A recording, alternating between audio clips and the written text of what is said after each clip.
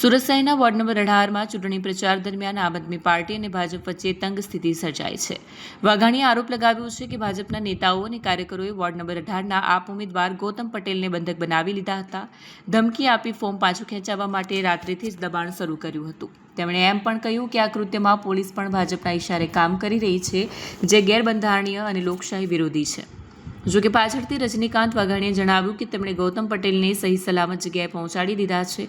ઉમેદવાર ગૌતમભાઈ પટેલે પણ પોતાની સ્થિતિ સ્પષ્ટ કરતા કહ્યું, હું ચૂંટણી લડવા તૈયાર છું। વાઘાણીએ ચેતવણી આપતા કહ્યું કે ભાજપના નેતાઓ તથા તેમના ઇશારે કામ કરતી પોલીસ ખોટા દબાણ અને હરકતો બંધ કરે, ઉમેદવારોને દબાવવાની કોઈપણ કોશિશનો મજબૂત જવાબ આપવામાં આવશે।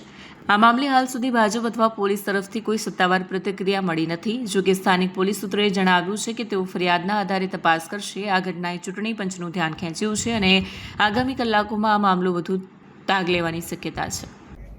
નમસ્કાર, હું રજનીકાંત વાઘાણી, સુરત લોકસભા પ્રમુખ, આમ આદમી પાર્ટી। આજે સવારે અમારા સુરત મહાનગરપાલિકાના વોર્ડ નંબર 18ના ઉમેદવાર ગૌતમભાઈ પટેલને ભાજપના લોકોએ ગઈકાલે રાતથી બંધક બનાવી દીધા હતા। એટલે કે એમને રીતસરનું એમનું અપહરણ કરી એમની મરજી વિરુદ્ધ અજ્ઞાત જગ્યાએ લઈ ગયા હતા।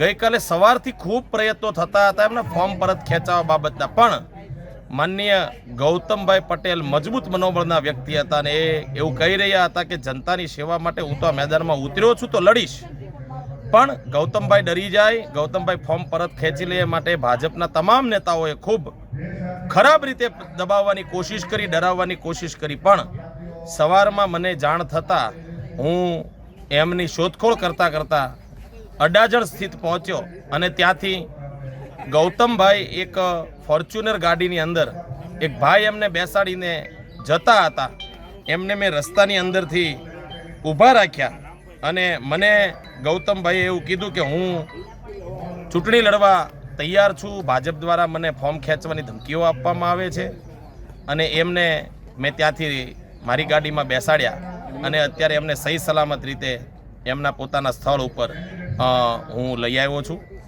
અત્યારે આમ આદમી પાર્ટીનો કાર્યક્રમ ચાલી રહ્યો છે, એમાં અમારા ઉમેદવાર ગૌતમભાઈ પોતે પણ હાજર છે। આ ભાજપની આખી આ જે ચાલ છે એ આમ તો ઘણા વર્ષોથી હવે એમની ટેકનિક બની ગઈ છે, પણ એ એક સમયની કોંગ્રેસ હતી કે જેમાં પ્રતિકાર નહોતી કરતી, આમ આદમી પાર્ટી છે। આમ આદમી પાર્ટી કંઈ દબાશે નહીં, ડરશે નહીં અને તાકાતથી અમે જવાબ આપીશું। એટલે ભાજપના નેતાઓને એના ઈશારે કામ કરતી પોલીસને મારે કહેવાનું છે કે તમે ભાજપના નેતાના ઈશારે ખોટા ધંધા કરવાનું બંધ કરી દો, અમારા ઉમેદવારોને દબાવવાનું બંધ કરી દો। પોલીસ તરીકે તમારી ડ્યુટી અને ફરજ છે, નિભાવો અને સારું કામ કરશો તો અમે સલામ કરીશું તમારી ડ્યુટીને। પણ તમે ટોમી બની કમરે પહેરવાના પટ્ટા જો ગળામાં ઘાલીને આટા મારશો તો અમે એનો જવાબ આપીશું। અમને કાયદા કાનૂન આવડે છે, અમારા કોઈ પણ ઉમેદવારોને દબાવવાની કોશિશ કરી છે તો આમ આદમી પાર્ટી મજબૂતાઈથી એનો જવાબ આપશે। આભાર। ભારત માતા કી જય।